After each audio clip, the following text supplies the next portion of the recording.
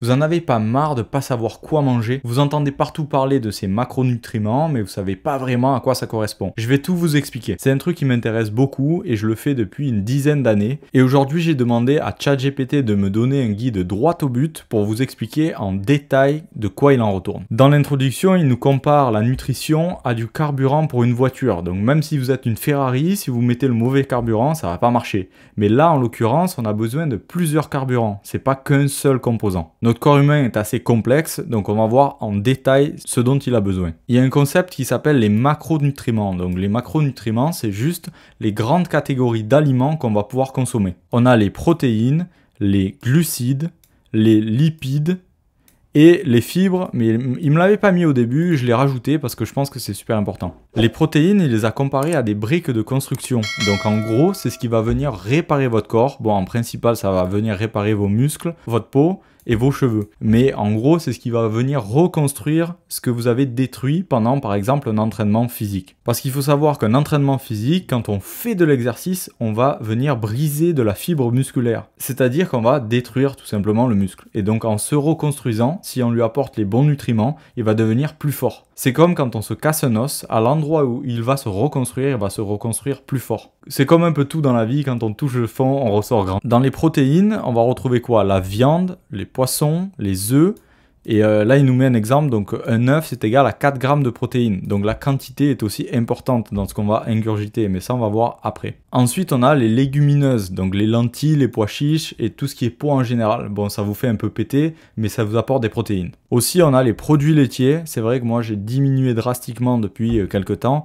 Et je me sens tout aussi bien, donc peut-être que voilà, faut voir avec votre corps comment vous le sentez, mais moi c'est vrai que je me sens assez bien sans produits laitiers plus que ça. Ensuite, on a l'option végétarienne avec le tofu et le seitan. Alors seitan, je sais pas du tout ce que c'est, mais le tofu c'est bien connu pour avoir un apport de protéines sans pour autant manger des produits laitiers ou des viandes ou du poisson. Ensuite, la deuxième catégorie de macronutriments, on a les glucides. Donc ça, c'est notre carburant principal. C'est beaucoup diabolisé, mais au final, c'est sur ça qu'on va arriver à avoir de l'énergie toute la journée. Donc ça représente notre première source d'énergie et notre cerveau en consomme 130 grammes par jour. C'est énorme. Là, on parle même pas de se sentir bien physiquement, mais on parle aussi de la clarté mentale et comment votre cerveau va réagir tout au long de la journée. Si vous vous sentez un peu fatigué, vous avez du mal à réfléchir et tout ça, ça peut peut-être venir de manque de glucides. Dans les types de glucides, on a les complexes et les simples. Dans les complexes, il appelle ça énergie longue durée, on peut appeler ça aussi sucre lent.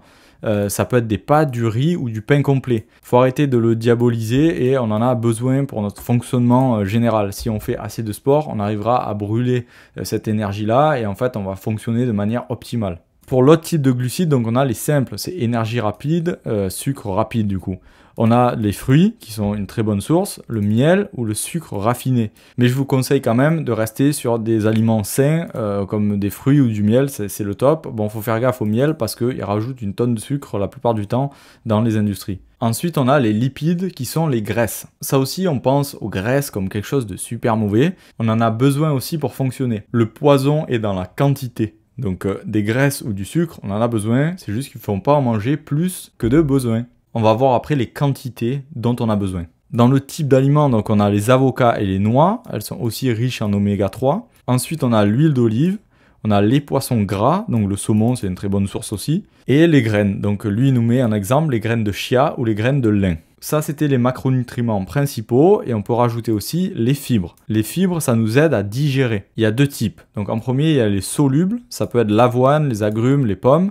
Et ça nous régule la glycémie. Donc c'est le taux de sucre dans le sang. Ensuite, on a les insolubles. Donc lui, il nous met les légumes verts et les céréales complètes. Et ça nous facilite le transit. Si vous avez du mal à aller aux toilettes, ça peut peut-être venir d'un manque de légumes. Ensuite, on passe à l'hydratation. Ça, c'est sous-évalué et ça peut solutionner un maximum de problèmes. Donc l'eau, ça représente 60% de notre corps et ça remplit plusieurs fonctions vitales. La régulation de la température corporelle, le transport des nutriments et de l'oxygène, l'élimination des déchets, ça c'est super important par exemple quand on fait du sport, la lubrification des articulations, donc l'articulation c'est ce qu'il y a à l'intérieur de tout ce qui bouge, et le maintien de l'élasticité cutanée. Si vous avez des problèmes de peau, ça peut venir aussi de l'eau et vous buvez pas assez. La quantité recommandée, donc ça peut varier d'un humain à un autre. Ça dépend si on est un homme ou une femme, mais en gros c'est de 1,5 litre à 2 litres d'eau par jour. Moi, j'essaie de boire 2 litres. Et bien sûr, si vous faites du sport et qu'il fait chaud, vous allez boire plus. Ça aussi, c'est un truc, on fait pas du tout attention à ça, mais si vous avez des maux de tête, c'est que vous buvez pas assez. Le cerveau est composé à 75% d'eau. Et en gros, si on n'a pas assez d'eau, le cerveau va avoir tendance à s'éloigner de la boîte crânienne et du coup causer des douleurs. Ensuite, on a les calories. Et les calories, on entend partout parler de ces calories, mais on ne sait pas vraiment à quoi ça correspond. Donc en gros, c'est simple, c'est un calcul, une calorie, c'est une unité de mesure d'énergie, et c'est l'énergie nécessaire pour chauffer 1 gramme d'eau de 1 degré Celsius. On a un récapitulatif de la valeur énergétique des nutriments. Les protéines, c'est 4 calories par gramme, les glucides, pareil, et les lipides, le double, 9 calories par gramme. C'est pas parce qu'on adore les protéines qu'on va faire que manger des protéines, parce que je vous le rappelle, le corps, c'est quelque chose de complexe, et il nous faut de tout pour fonctionner correctement. Donc il faut arriver à trouver l'équilibre entre ces 3 choses, et plus les fibres pour pouvoir bien digérer. Notre corps dépense de l'énergie de 3 façons. Le métabolisme de base, c'est les fonctions vitales, la respiration, le cœur qui bat, etc. C'est 60 à 75%. C'est énorme. Ensuite, l'activité physique, bon ça dépend bien sûr de chacun, mais c'est de 15 à 30%. Donc on voit que c'est moins que les activités du métabolisme de base. Et la digestion, c'est un truc sous-évalué, c'est pour ça que vous vous sentez un peu plus faible après avoir mangé. Ça correspond à 10% de toute cette activité. Donc voici maintenant les 3 journées types et je lui ai demandé pour un sportif, un homme sportif, c'est de 2500 à 3000 calories par jour. Et encore une fois, ça dépend de combien on dépense de calories par jour. Si vous êtes un super grand sportif, bien sûr que vous allez dépenser plus. Par exemple, en natation, en plus de l'activité physique, on a le froid de l'eau. Même si l'eau elle n'est pas froide, mais c'est quand même plus froid que notre corps. Et du coup, là, on va dépenser encore plus de calories. La journée type 1, on commence par le petit déjeuner avec de l'avoine, avec des bananes, des myrtilles, des graines de chia, des amandes et de la protéine. On peut avoir ça en poudre aussi. Ensuite, on a une collation. On a un yaourt grec avec granola. Le déjeuner, un saumon grillé, quinoa, épinards. Ensuite, la collation de l'après-midi, c'est un smoothie protéiné. Si vous voulez manger de la protéine en poudre, il n'y a pas de problème, mais essayez de prendre de la marque, quelque chose de très raffiné, parce qu'on a vite fait de manger des trucs très chimiques. Et ensuite, au dîner, on a du poulet, des patates douces et des brocolis. Pour la deuxième journée type, on a au petit déjeuner des œufs brouillés, du pain complet. À la collation du matin, on a une pomme et du beurre de cacahuète. Ensuite, au déjeuner, on a un wrap de dinde et du houmous.